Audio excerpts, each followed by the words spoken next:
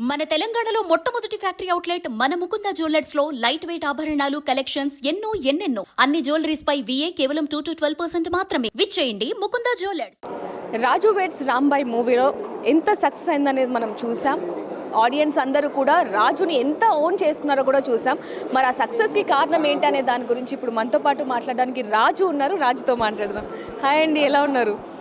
అంటే మీ ఒరిజినల్ పేరు కంటే అందరికీ రాజు అనేది బాగా బ్రెయిన్లో వచ్చేసింది, ఎలా అనిపిస్తుంది? ఒక యాక్టర్గా ఒరిజినల్ పేరు కన్నా ఒక క్యారెక్టర్ గుర్తుపెట్టుకోవడం అనేది చాలా గొప్ప విషయము. సో రాజుగా నన్ను గుర్తుపెట్టుకున్నందుకు ఐఎమ్ వెరీ హ్యాపీ. నెక్స్ట్ ఇంకో మంచి రోల్ వచ్చినప్పుడు ఆ రోల్తో గుర్తుపెట్టుకుంటే ఇంకా హ్యాపీ. సో అంటే ఇది మీ ఫస్ట్ మూవీ కాదు, చాలా చేశారు. అంటే ఈ మూవీ ఇంత హైప్ ఇస్తుందని అనుకున్నారా, లేకపోతే అన్ని మూవీస్లా కొంచెం ఇదిలా ఉంటుందా? లేదు, ఈ ప్రాజెక్ట్ పక్కా హిట్ అవుతుందని నమ్మాను. కానీ ఇంత విజయం సాధిస్తుంది, ఇంత లవ్ వస్తుంది అనేది ఎక్స్పెక్ట్ చేయలేదు. బట్ మేము పడ్డ కష్టంకి అది దేవుడు ఇచ్చాడని నేను కోరుకుంటున్నాను. I'm so happy for that. అనిపించింది స్టోరీని సెలెక్ట్ చేసుకున్నప్పుడు లాస్ట్లో ఇలా అవుతుంది అన్నప్పుడు ఓకే మనం చేంజ్ చేద్దాం అనిపించిందా, లేకపోతే ఒక ఫైన్ అనిపించిందా? నేను డైరెక్టర్ని కాదండి చేంజ్ చేయడానికి. అండ్ మోర్ ఓవర్ ఈ స్టోరీ నాకేం రాలేదు. లైక్ నేను ఆడిషన్స్ వెళ్ళి ఈ స్టోరీని అంటే ఈ రాజు క్యారెక్టర్ని ఆడిషన్స్ ఇచ్చి అందరినీ గెలుచుకున్నా. ఈటీవీ వాళ్ళని, వేణు అన్న వాళ్ళని, డైరెక్టర్ని గెలుచుకున్నా. కాబట్టి ఆ కథ నన్ను తీసుకుంది, లాక్కుంది దాంట్లోకి.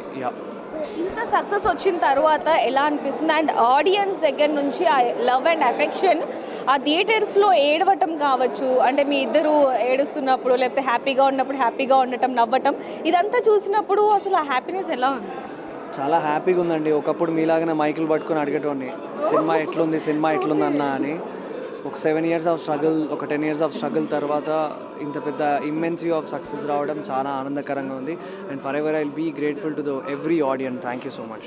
సో లాస్ట్ అండ్ ఫైనల్, మొత్తం మీద మూవీలో మీకు బాగా నచ్చిన డైలాగ్ కానీ లేకపోతే సీన్ ఏంటి?